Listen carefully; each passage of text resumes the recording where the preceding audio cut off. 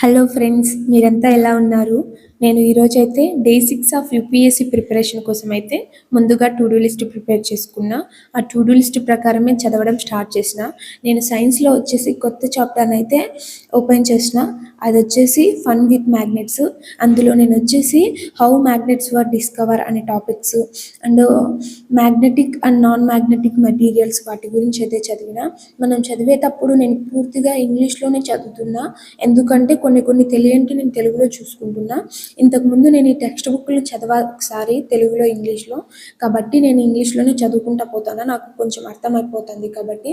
ఆ తర్వాత వచ్చేసి సోషల్లో వచ్చేసి నేను ఆంధ్రప్రదేశ్ యొక్క పీఠభూములు గురించి కొత్త చాప్టరే, దాన్ని కూడా చదివిన. అందులో వచ్చేసి ప్లాట్యూస్, మౌంటైన్స్ అండ్ ప్లెయిన్స్ వాటి గురించి అయితే చదివిన ఫ్రెండ్స్.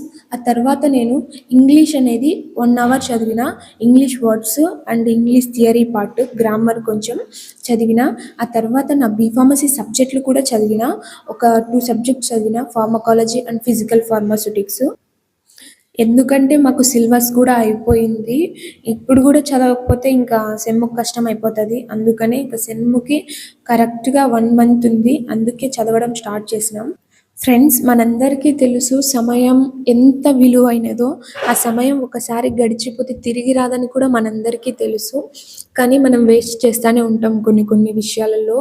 మనం ఒకసారి ఆలోచిస్తే ఒక రోజుకి మనం మన సెల్ఫ్‌కు ఎంత సమయాన్ని ఉపయోగించుకుంటున్నాం, పక్కన వాళ్ళతో ఎంత గడిపి మనం వేస్ట్ చేస్తున్నాం అనే దాని గురించి మనం ఒకరోజు ఆలోచించాలా. ఎందుకంటే అయిపోయిన తర్వాత, సమయం అంతా గడిచిపోయిన తర్వాత మనం బాధపడకూడదు.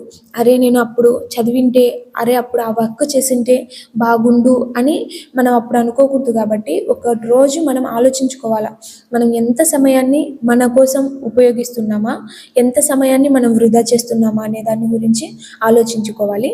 Thank you for watching friends.